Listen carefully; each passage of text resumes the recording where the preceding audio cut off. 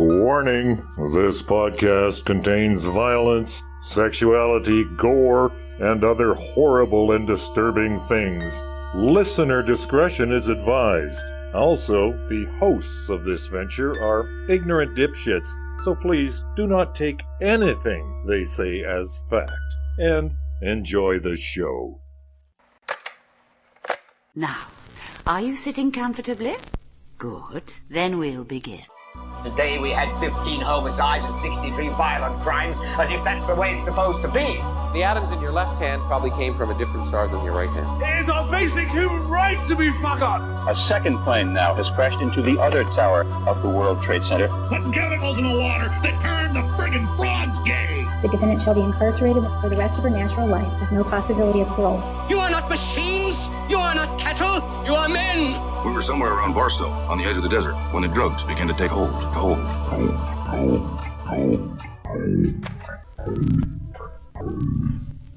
Occultae Veritatis.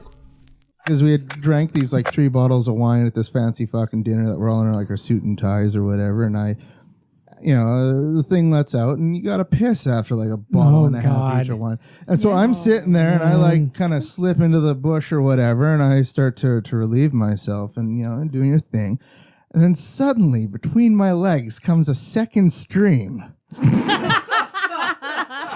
And I like look around, and then there's like me and Leon, with Leon like right behind me, pissing between my legs. And we're both in like suits and ties and blazers and fancy shoes and whatever. And like I'm pissing in the bush, and he's pissing right behind me between my legs. He's spooning you while peeing. That seems kind of cute. I like it. Well, when I realized what was going on, I like spun around, but he was like really close to me, and kind of got he some smeared like, his pissy dick on me. He got the piss dick, And that was, yeah, and that is one of the many bigly Filger stories that we're gonna have. And for those of you that don't have penises out there, that's a thing, because your penis can't go.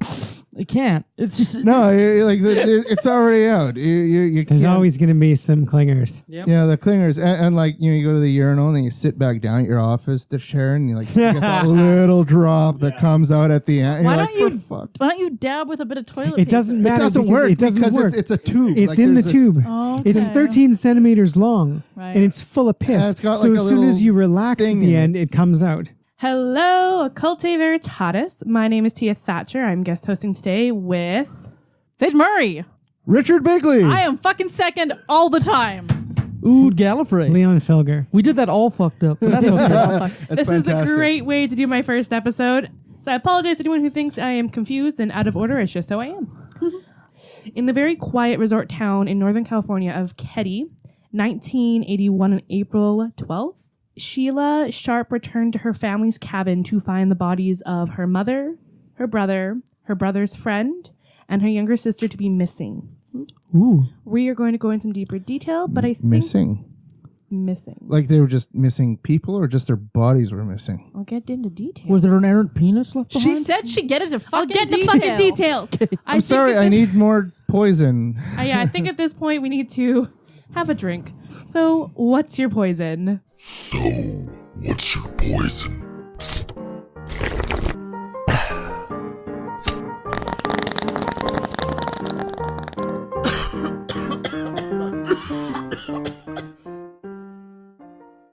So today we are doing a lovely Saskatoon made LB Distillers. We're doing the dill pickle vodka. I got this in the temps because I love the saltier drinks. I love a Caesar, and I was like, I can be lazy and get drunk. Yep. We're going to find out. I like this stuff, and LB has a wonderful venue for weddings. They do. We also boycott them on the show. I know, but sorry. So yeah, cheers. I'm dying. Help. Shit. You guys are fucking wieners. Holy hell, what was that? It's good. Jesus Christ. I love pickles and I love booze and vodka, but what fuck is that? Breathe the dill out of your nose. It reminds me of McDonald's. My tongue You has gone stink. numb. Oh, Jesus. Yeah, that's what it does remind me of. It's like McDonald's. It's like the stale taste. Like you get a very poorly made Big Mac. Yeah. That's this one. It's like the McDonald's pickle, but like it's good with the They McDonald's soaked burger. it into some but- vodka. And honestly, I forgot to bring it, but I just did a half and half of like plain vodka and like actual dill pickle juice to compare. Ooh. This is for me to rate this. This is essentially, I would rather drink piss. Leon. Yes, has his Ken, do you have piss? I need to get this taste Leon. out of my mouth, please. Anybody piss in me, piss on me, piss in my mouth, whatever. This is terrible. I want to undo this. There's like, no margarita, Call back to no our BDSM cider. episode. We send Declan mud to go get shakes. some water, please. Fuck. This Would is you terrible. like some water? Yes, please. See, Should we, I'm not averse to pickle. Like pickle is a good flavor, and vodka's fine. Just don't do that. So what's your ratings? Will we wait for Sage to get back? Like negative, like 10,000 out of 10. Like I feel like my life has been significantly shortened as a result of taking that shot. This is, oh God, don't ever do that. Like if you can avoid this, totally do so. It's fine. I'll give it like a 6. Like it's not a harsh shot. It tastes kind of pickly. Like it's gone. It's just like there's so many wonderful things you can do with alcohol, and you've chose to done this. Leon's face. I will have to say, has that been the most vocal reaction to some of the drinks on the podcast? Other than me throwing up in my mouth during Scotch tasting. Oh yeah. Yeah. Life goes on pretty peacefully here in Quincy, and the 4,800 residents like it just that way. But 2 decades ago, Plumas County was rocked by an horrific multiple murder. It happened down this road in the Feather River Canyon at the tiny resort of Keddie. Keddie was founded in 1910 along the railroad tracks. This fashionable hotel with a famous bar and restaurant were its centerpiece. Surrounding it were 33 cabins. Keddie was such a popular tourist stop, the Zephyr used to bring in guests from Sacramento, even as far as San Francisco. But in April of 1981, Keddie's idyllic reputation was bloodied. Most people do. Margaret Wirt has lived nearby for 35 years. She remembers the shock of her children. They said, Mom, you better close the doors. And I said, what happened? And he said, there was a murder in Keddie. And I said, Keddie? At the time, many Keddie residents didn't seem very affected by the bloodshed. Did you move up here for the security? No, I just moved up here because I like it. You still like it? Oh, yeah. You know, I still have my original reporter's notes that I took on this story more than 20 years ago. I wrote down the cabin number as 28. Well, there it is, and it hasn't changed much. After the murder, this cabin was sealed up tight. People began to depart the resort. Decay moved in, and then the rumors started. So we're going to give them a little more details. So as I told you earlier in a little snippet, so in 1981, a 14-year-old Sheila Sharp returned to her family home after spending the night at her friend's at cabin 26. Her home is cabin 28. Okay. She returned in the early morning hours between 7:30 8 a.m. to find the bodies of her mother, Sue Sharp, 36, her brother, John Sharp, who is 15, and John's friend, Dana Wingate, who was 17 at the time. All of which were brutally murdered within the cabin. Yikes. And like I've actually watched a video before of somebody. I don't know anything about the case, but I've seen a video of somebody walking around the site, and these cabins can't be more than like 20 feet apart. Like, No, they're not. And the trees are kind of like jack pine-ish forest, so there's not a whole bunch of like ground foliage that blocks everything. It's pretty clear lines of sight. they are all pretty central to one another. Like cabin 28 was pretty center on the Spanish Oak Lane, is I think the street they lived on. And there's no. You're going to hear some things through the investigation. You're like, there's no possible way. Cabins 26 and 28 no longer actually stand. They were demolished in 2004. Yeah, just the foundations. So you can't, actually the foundations are gone. Everything's gone. They made sure to remove it because there's too many people, like onlookers, and people want to spend the night and dig around, that they were just so over it. Keddie is only a town of 66 people. they are not a very large community. No. Yeah, that's like one cop and his deputy. Maybe. And that cop and his deputy are looking after 10 other towns. Oh, it gets better. We'll get to the cops in a second. There's a few of them. Anyway, so Sheila wakens the entire street screaming back to the neighbors, who we find as the Seabolts, and screaming murder. And of course, the cops are called. This is where it gets a little weird for me. So James Seabolt, the neighbor, and Sheila come back to the house, and they, rather than opening doors, begin to knock on all of the windows. And they find in the back bedroom the two remainder of the Sharp family, Rick and Greg. Rick is 5, Greg is 10, and their friend Justin Smart are alive and unharmed and have been sleeping in the adjacent room to where the murders had happened. Christ. So they pull the kids out through the bedroom window so they don't have to see the horror that is what is the living room. At this point, the cops have been called on scene, and this is where, to me, there's a little bit of law enforcement, just lack of common sense. The scene is not actually secured, so there is about a dozen to about 15 people going in and out through the scene. Oh, fuck. That's great. Let's contaminate all that shit. The Department of Justice California was actually not called. Oh. What? They were not called at all. They were actually not called until I think about almost 12 to 30 hours later. Ooh. Oh, goody. So upon finding the bodies, I have a small snippet from one of the patrol commanders from Palomas County. I'm sorry if I mispronounced that. It's people in California. They stabbed, pounded on everything in visible sight. The walls, the people, the furniture, everything. There was blood sprayed absolutely everywhere. You knew we were involved with a complete psychopath. That is from a patrol commander, Rod DeCrona.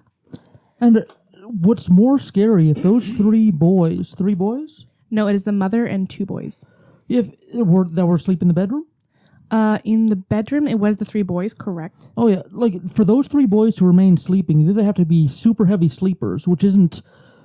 I mean, all 3 of them being super heavy sleepers, they're able to sleep through murders. Maybe not all that likely. Like, it points towards somebody having a lot of control over the murder scene, a lot of control over the victims in order not to make enough noise to wake up the people in that room. That's right. Which is scary, because that means that somebody has a plan, somebody's organized, somebody's thought this out and thought ahead, yeah. Yeah. All right, well, let's walk through what the police found when they got into the actual home. Okay. So they found Sue Sharp, who is the mother. She's on her side by the couch. She is tied up with medical tape as well as electrical wiring. Yikes. There is an argument that the electrical wire was brought in or that it was actually cut off the appliances within the cabin. Oh. Okay. Which is going to use what you got, right? Yeah.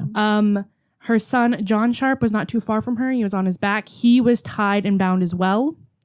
And the same cord that was used to tie him actually tied up his friend Dana Wingate as well. So they were all tied and gagged.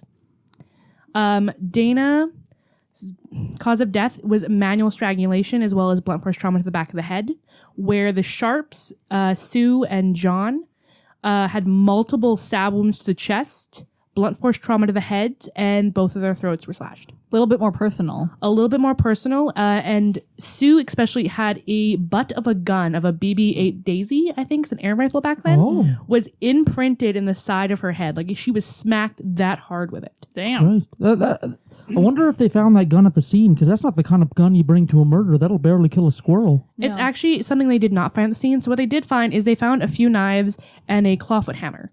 Now, one of the knives they mistake upon entry to be a pocket knife, as the blade was bent so far back from the force used on it, it was actually a steak knife. Oh.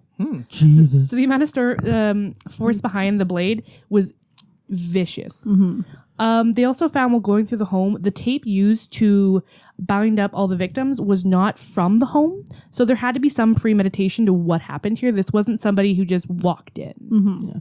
I mean, you wouldn't find medical tape in a cabin. You'd find like duct tape or like gaffer's tape or something like that. Like, it seems strange that they'd have medical tape unless it came from like a first aid kit or something. Right. Which couldn't be found in the home, which is why some people were like, this was thought out. Yeah. Mm-hmm. That being said, the police first interviewed, obviously, Sheila and the neighbor, James Seabolt. Sheila brought it to the neighbor's attention, as well to the cops. She had noticed her 12-year-old sister, Tina, was missing. Her clothes, her shoes, and some of the items in the house were gone. The cops, however, did not in any way take this as information they should regard. And only after about 12 hours later, when, oh no, Tina's actually missing. Mm-hmm. Which, when it comes to an abduction like that, every hour matters. Right. And only at that point did they call the Department of Justice California to get involved. And there's a show called The First 48, Yeah. and it's not named haphazardly. Like, after the first 48 hours of somebody going missing or somebody being murdered, the chance of finding them or them enacting justice drops dramatically. That first 48 hours is essential, and they just wasted 12 of it. So Exactly. So, in going from the story from that day, from the morning of the 12th, as everyone's going home, Justin Smart, which is the friend of the younger boys, Rick and Greg, who were also alive in the adjacent bedroom, walked home. He lived at cabin 26 with his mother, Marilyn Smart, and his stepfather, Marty Smart. He went home, and at this point, Marilyn found out about the deaths of the family. And of course, because their kids were friends, Marilyn and Sue had also gotten close. Upon returning home, Marilyn collected her child's bloody shoes to return to the police for evidence, and the police lost them. Oh. what a bunch of fuckers. Jesus. The police lost them. So they were going down the suspect list for who could be responsible for these murders. As we stated earlier, this is a community of 66 people. Yeah. It's not a super... It's not a big community. Not a big suspect pool. It was Mr. Plum in the library with the pipe. It was a candlestick holder. Yep. Sounds about right. Well, actually, their suspicions turned towards Marty Smart because there had in the previous altercations at the lovely backdoor bar that was in the town. He had a lot of distaste for Sue Sharp. As Marilyn and Sue have gotten closer, Marilyn had told Sue about her marital problems, and Sue was counseling on them. Sue herself had actually, in 1979, fled from an abusive marriage with her husband and taken all of her kids to California where her brother was residing. So she was in the same boat and understood where Marilyn was coming from. And Martin took this as an act as trying to separate them and saw it as Sue meddling with his marriage. Oh. So that's what brought him to light.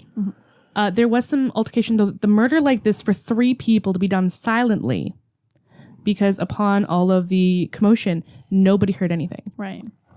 Cabin 18, apparently, the couple that owned that cabin stepped up and went, well, we heard muffled screams, but we just went back to bed. Christ. Love this town. Not the one you want to live in. No. They went and took a closer look at Marty Smart. Marty Smart had a roommate named Bobo Betty. Bobo Betty. Bobo Betty. Joe Bo Betty. That is his actual name. Betty. He prefers to go by the name Bo. Blah, blah, blah, blah. Bo is an ex-con. Bo and Marty met at a veterans hospital where they were able to connect, and he invited Bo to come move into his home with him and his wife. And he had expressed a great interest in Sue because they've been trying to set him up with a woman. And Marilyn had obviously offered the idea of having her friend Sue be that person. So on April 11th, the night before or during the murders, depending how you look at it, they invited Sue to come out with them to the backwoods bar. She said no because she had all the smaller children with her, so they went on their merry way, and they used that as their alibi between the hours of 10 p.m. to about midnight. Right. Does that ever work successfully where, like, a group of friends is like, hey, we know 2 single people. We think they should be together. Like, has that gone over successfully with any of your friends or anything like that? It just seems a weird way to do courtship. It has not. With No, me. I can't say that it has. Yeah. I've never seen it work. But we're going to go through, because it gets more juicy when they reopen the case, to be honest with you. So this is where it goes on. You know, there's no other leads. They don't see anything. They think maybe it's a passerby. They considered it maybe a drug situation because there was some drugs in the area. It's California in the 80s. Right. But there was no drugs or paraphernalia found within the home. So that was ruled as not a solid lead to follow. Yarp. So we are going to dip into Tina. Tina was the only Sharp member missing from the home. Okay. And we already know that the cops did not call the Department of Justice. And despite being told by a few people that Tina Sharp was indeed missing, they only got on about 12 hours later. Right.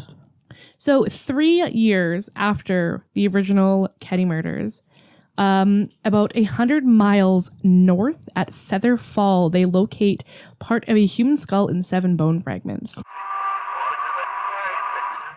And we have a 3-pronged fork that we use for raking the leaves. And the only thing is, this was sitting up on top of the leaves. You know, because I was like maybe from here to there when I first saw it. Right. And I said, oh, let's go. And that is what exactly did you see when you Just a skull. And it was kind of clean, like maybe the animals got to it or something. And so once you found the skull, what did you do next? I just come on back, and like I said, I don't remember if I went to Feather Falls and called them or if I went all the way to town to the sheriff's department. And they came back up, and I met them, and yeah, see, here's the big dump right over here. And when you found the skull, do you remember anything being near it? No, nothing like being disturbed or anything. It just really looked like somebody just set it there.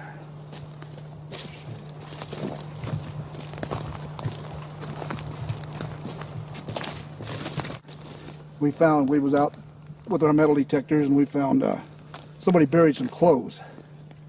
That could have come from anywhere. Right. What kind of clothes were they? Yeah, they kind of looked like kids' clothes. They were kids' clothes. Kids' clothes and a little girl's clothes and an Afghanistan, whatever you call them. An Afghan. So when the county at that point announces they have found these human remains, they receive an anonymous phone call. And all the anonymous phone call says is those are Tina Sharp's. Oh boy. Jesus. So that's a lot of WTF. Yeah. And it is actually confirmed to be Tina Sharp's remains when they do a comparison for dental records. Mm-hmm. So they were indeed Tina Sharp's. And of course, that leaves the ringing question in a lot of people's mind. The only person to know that was Tina Sharp had to be somebody who put her there. Yeah. Even if somebody were to stumble across those bones, they wouldn't know that they're Tina Sharp. So the one that would know is the one that put her there. Exactly. So this investigation was done by Sheriff Doug Thomas. This is where it gets a little iffy. So a lot of the evidence went untagged, unchecked, or even just filed. Doug was seen as a friend of Marty Smart's, though he denies it in every interview and clam he's put on. Mm-hmm. He's even admitted, though, to counseling the Smart couple when they were having a marriage disagreement and they came down to his office. Oh, boy. He's got his thumbs in their pies. He does have their thumbs in their pies. It's a great time. Oh, I lost my please fuck up card. I lost my please fuck up card. That's unfortunate. That's what editing is for. So further in this, he actually later retires and claims that now that it's been 30 years past the murders, everyone seems to now have answers. 30 years, you said? Because this happened in 1981. Yeah. 32 years, 37 years now? Yeah. What year are we? No. We were 1918. Or 2019. 1981? Yeah. 91. I was born in 1987. 40 years. So nearly 40 years. Nearly 40 years nearly now. 40 years. So back in... Shut up, you guys. I love this so much. This is great. Back in 2013, it was reopened by Sheriff Greg Hadwood and investigator Mike Gamberg. I butcher names and it's fine.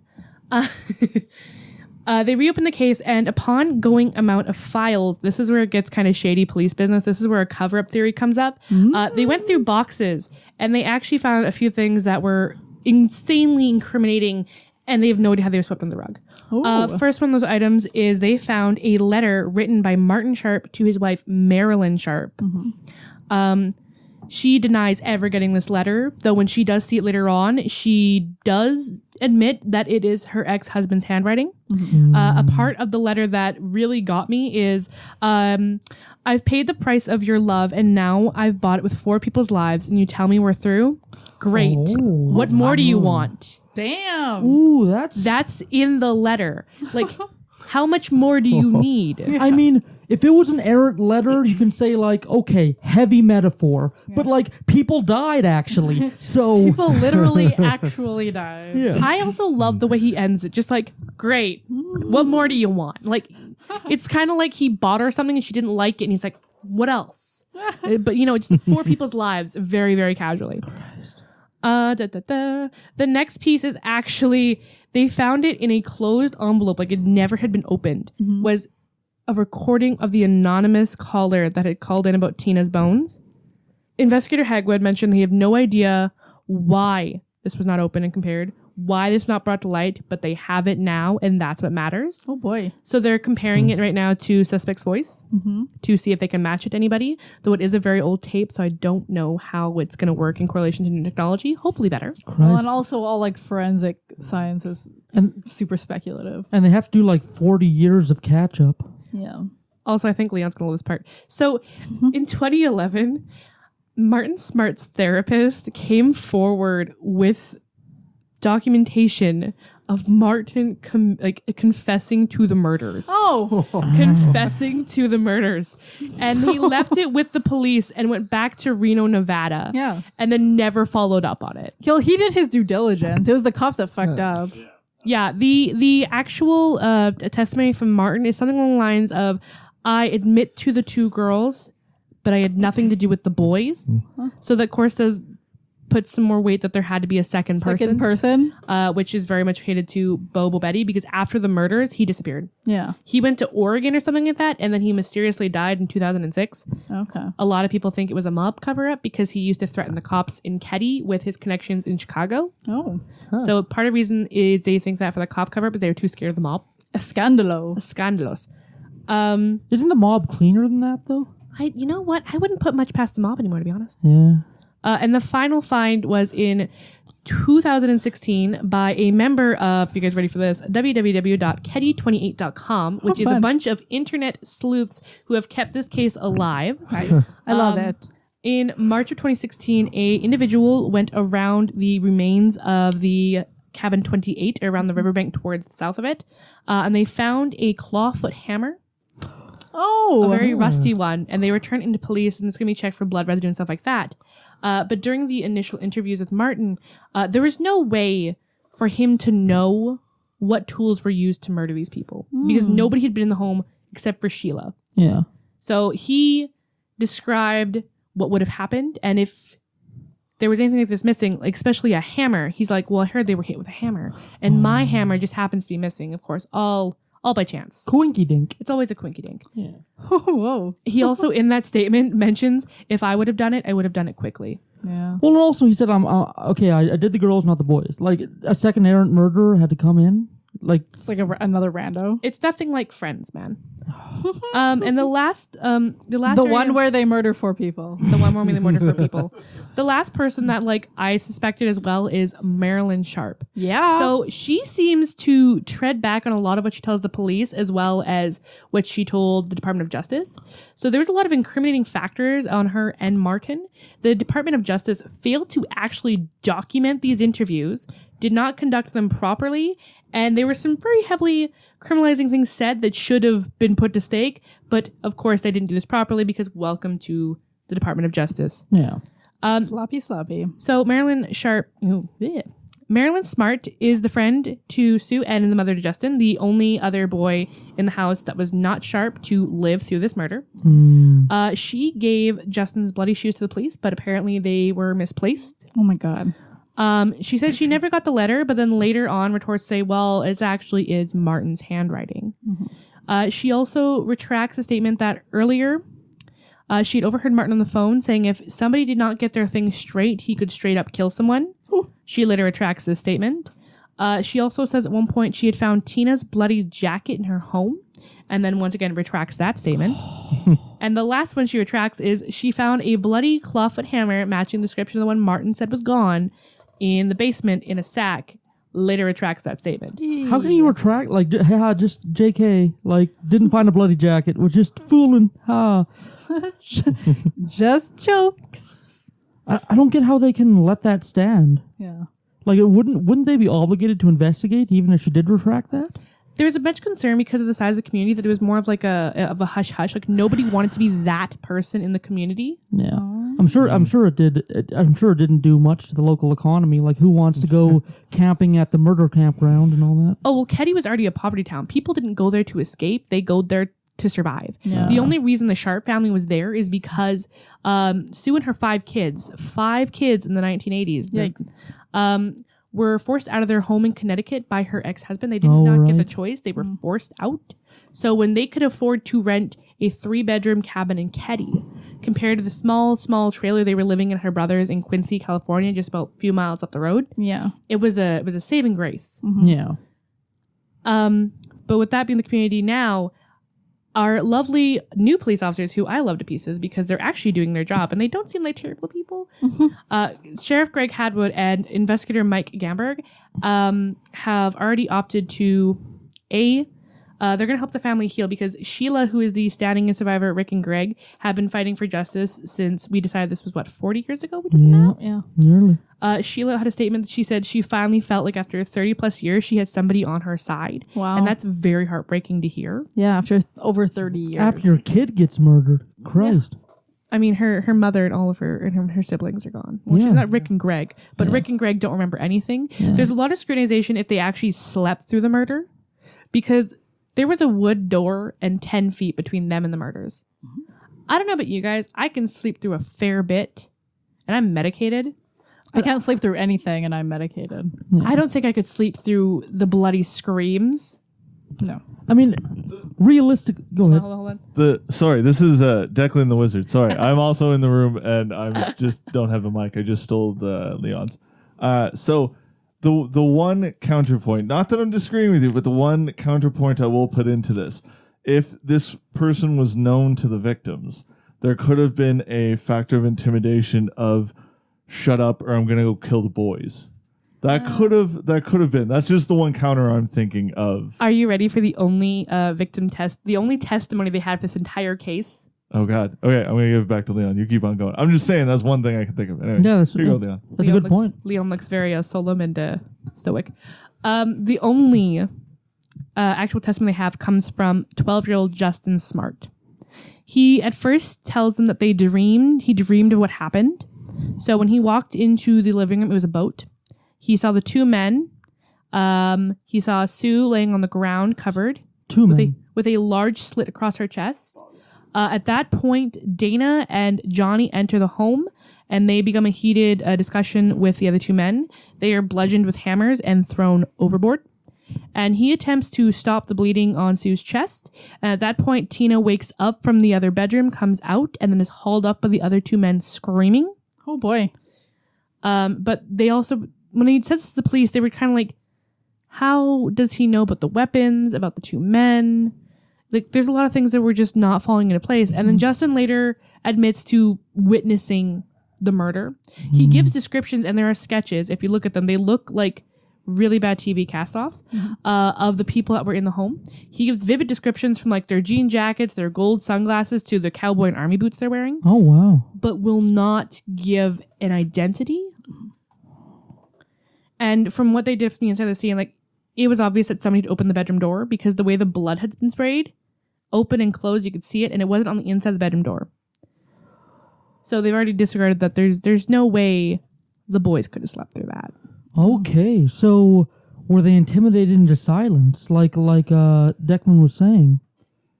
Like the door had to open. You've already established that. So the boys had to see what was going on. I mean, humans have a lot of blood inside of us, and that's not something you can miss.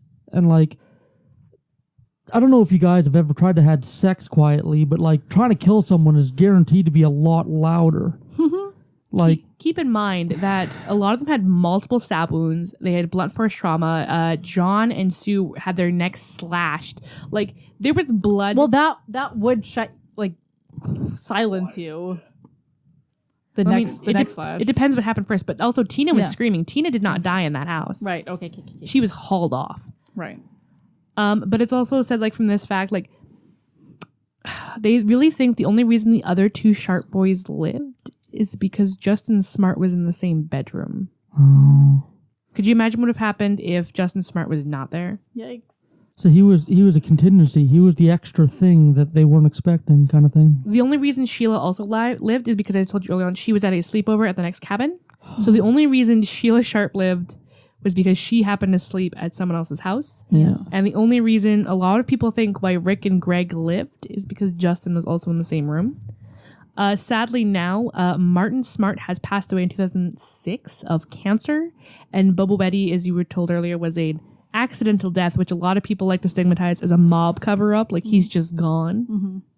It didn't sound like the cops were having any real leads anyway, so they didn't have much to cover up. Right. No, and the previous sheriff got real defensive when anyone tried to talk to him about it, and he goes, 35 years ago, no one else was there, and they didn't see what happened, and now suddenly they have answers. Why don't they just take my job and do it? Well, now he's retired, and he sells insurance, so, I mean, he's not really doing his job anymore. Maybe somebody fucking should, because you didn't do shit, Mr. Sheriff. At my point, when you think, like, slipping through the cracks, like, I can understand, like, if it's...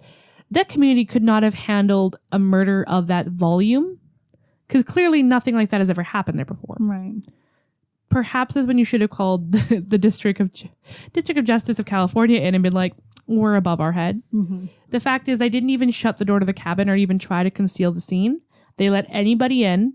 They collected over 100 pieces of contaminated evidence. Right. Bloody fingerprints, the letter from Martin to Marilyn, the tape, all of that got swept under the rug, which gives a great theory to a police cover-up. Because back in the 80s, you know, wasn't exactly to a standard. Yeah, it was a bastion of ethics. It still is a big old boys club, but in the 80s it was more so because there was less eyes scrutinizing them. So it was big. It was the a boys club to the extreme. So the one point I think for Tia, I think everything's right. I think the reason why there's a cover up and the reason why the sheriff didn't do his job and all that stuff, to me, what theorizes is this Joe Bobetti. Shit, are you even listening? Like, come on, man. This is my first episode. I'm trying really hard. There was drugs. There was Joe Bobetti. There was all these like extenuating factors that to me scream mob and organized crime. So that like this little hick town of 66 people that like probably, I'm guessing out of those 66, 50 of them have never been more than 2 miles outside of where they were born. Like they're looking at this like, oh, this big guy from Chicago comes in. He's a mobster and he has previous rap records of assaults and he's like done assaults before and all stuff. And then that's the only reason I can see a cover up for that. And I blame the sheriff for not doing his job, but then all the other people I don't blame because as a normal citizen, if some mobster's like, I'll kill you if you say anything, I'd probably believe him if he was like actually part of a mob and I had reason to, right? Keep in mind, Joe Bobetti is actually an ex-veteran as well. So like he's combat experience. He's him and Martin as well. They're both ex-military. So their combat experience, they know how to kill a person, they know how to do it quick. Yes. So that's just more intimidation. Not like you absolutely have valid points with cops fucking up, but it's just anyway, yeah. The last thing I'm going to bring up for this one is now that they have rekindled all of the self-information, they brought it back to life. Our lovely new sheriff, who is Greg Hadwood, and his investigator Mike Gamberg, have teamed up with the founder of Keddie28.com. He was not listed his name. He does not want to be known. Have pieced together the information and have found 6 new leads in the murder. On all of them are 6 people of interest who are still alive and in Keddie. Oh boy. Christ. So about, I don't know, what's the math on that? Like almost 1/10 of your population either knows something and is not saying it or was involved. Christ. So man, that town really is a black hole. Like that reminds me of my hometown. Like you either get out after graduation or you don't get out. That's going to be an HBO series in like a decade. That's what that's going to be. It is a disturbing town to drive through. Like if you Google pictures of Keddie, California, and like you look at pictures of it, it is dilapidated. It is falling down. Like everything is overgrown. It is terrifying. Like you could not pay me to stay there. And being that I know what's happened there and that there's still this active community that also knows what happened, I don't feel like being watched. I don't know. I smell a Patreon episode when we get our mobile recording studio going. We go to Keddie, California. We go to Keddie. You can go where the cabin stood, but they do warn you the locals will come camp outside and like they'll stare you down. They don't recommend going, especially don't go alone. 1981, springtime in Plumas County. 3 people were found murdered in a cabin. Sheriff Greg Hagwood is talking about this cabin, Cabin 28. where single mother of 5, Glenna Sue Sharp, known as Sue, was murdered, along with her teenage son John and his friend Dana Wingate. They were all tied up, bludgeoned, and stabbed to death. Sue's 12-year-old daughter Tina was taken from the cabin. Her decomposed remains would be found 3 years later. What hadn't been discovered until just last month, a hammer, believed to be one of the murder weapons. The hammer was laying, and you can tell that it was somewhere wet. Yeah, this is the front porch of... Special investigator Mike Gamberg took us back to where that hammer was found, near the crime scene. A stone's throw away from this cabin, where investigators strongly believe the suspected killers were staying at the time of the murders. The alleged killers who lived here, did they have any problems with law enforcement prior? Yeah, both of them had records. But both Marty Smart and Bo Bobaday are now dead. Questioned by law enforcement after the killings, but never charged. The current sheriff calls that a mistake. This is a crime, in your opinion, that should have been solved years ago, correct? Yes. There are things that were done, but I think most importantly, there were things that were not done that are hard to explain. Including the possible mishandling of other evidence. Sheriff Hagwood and investigator Gamberg were determined to find, looking through every box in connection with a 35-year-old case. And lo and behold, at the bottom of a box, under some papers, there's this sealed evidence envelope, and inside is the recording. A recording of a man believed to be one of the killers, or at the very least, an accomplice. In it, he describes a body found in connection with the Keddie murders. And a great way to end this episode, I do want to ask everyone's voices and where they stand as far as, I guess, suspect, or what's the most, I guess, angering situation that happened with this case. 4 people died, and it's very obvious that some things went very wrong.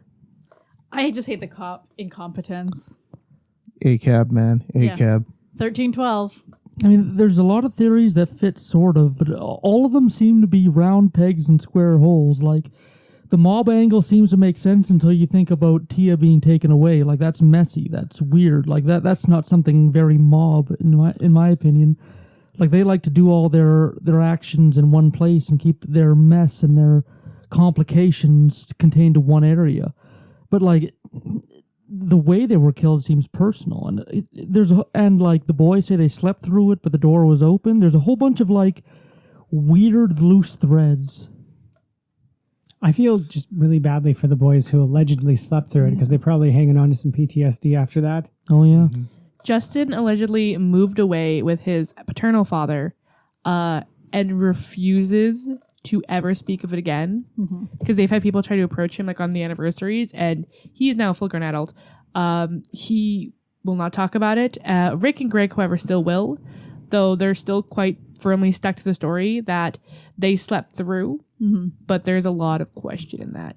I mean, them saying that, like, they were on a ship and they were seeing people being thrown overboard. Like, I've read a lot of true crime cases, and there's a lot of witnesses to horrible things that later reimagine their, like, what they've seen as some kind of dream scenario, or they're not sure if it happened and all that. And, like, that seems to follow for me, because sometimes people can't deal with the trauma up front, so they have to believe it was some dream scenario.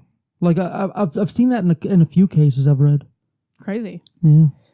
But thankfully, we've got some lovely new capable police on the case, as well as some very adamant and appreciated internet sleuths that found things like the hammer. They were able to help locate things like Keddie 28, which were able to give a lot more pointers within the actual town of Keddie. Right.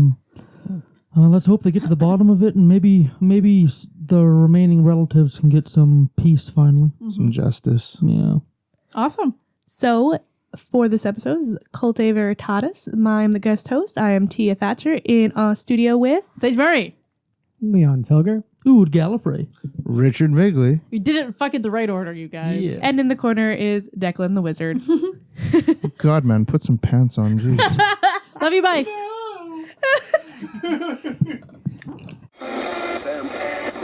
Alrighty, returning to our true crime roots for that one. Thank you for listening.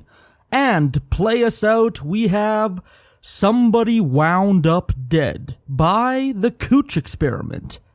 Thank you for listening, and see you in the after show.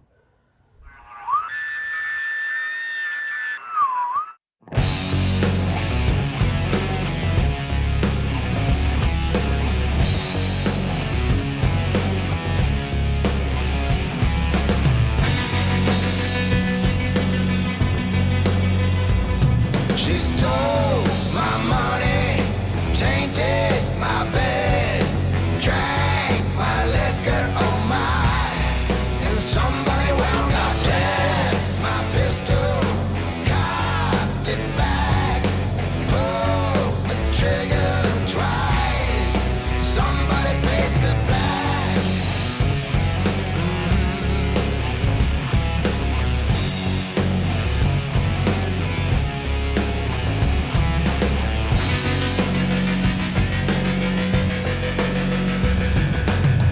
The house below with cigarette smoke and an undeniable stench of another man's cologne.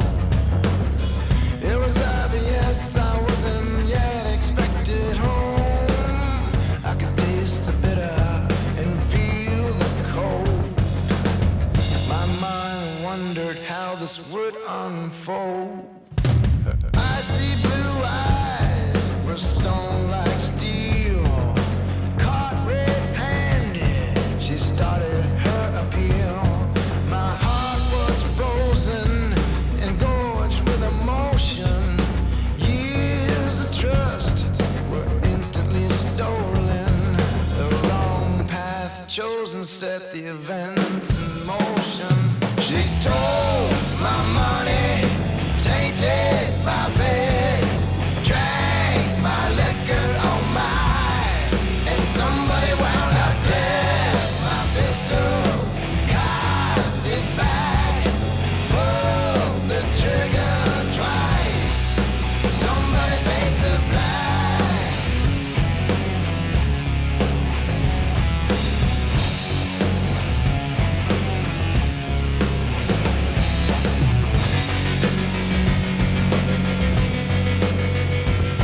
Now it's a prospect afforded to life. Steel cell reminds me of my ex's eyes. Nothing had prepared me for this frigid chamber. Two souls were lost, but it's the chill I remember.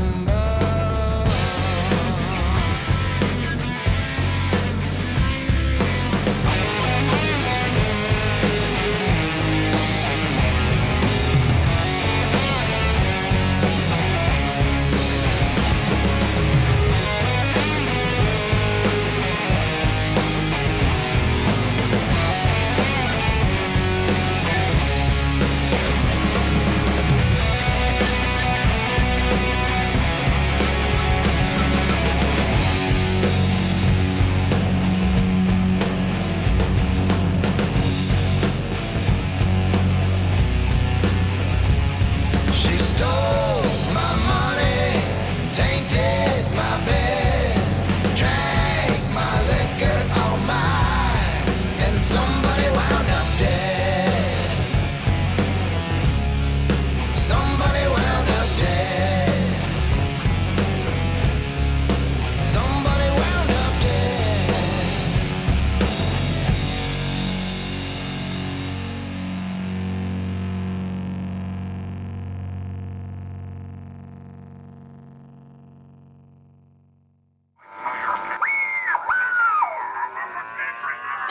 Hello, welcome to the after show. I'm Ood Gallifrey with my fellow hosts. Very Leon Filger. And Richard Bigley. Alrighty, so we're just welcoming some new people into our cult family. So I'll just pass the paper around.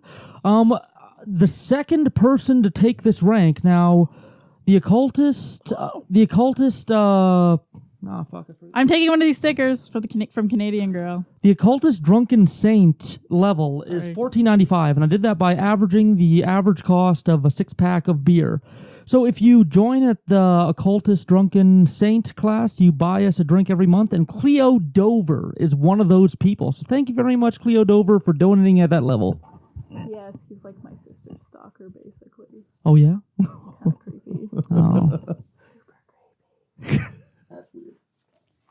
And at a $5 level, we have Sammy. Thank you, Sammy. Love you so much. And at the $5 level, Corey Galvin. Love you, Corey. And also at the $5 level, we have E_V_N.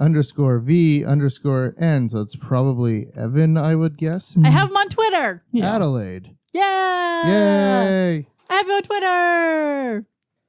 Alrighty, and last but not least, the mysterious name Corrupted Mask, who comes up at the $6.66 mark, which gets another edgelord. Oh yeah, which gets the exact same rewards as the $5 level, except you get to low-key hail Satan, so that's great.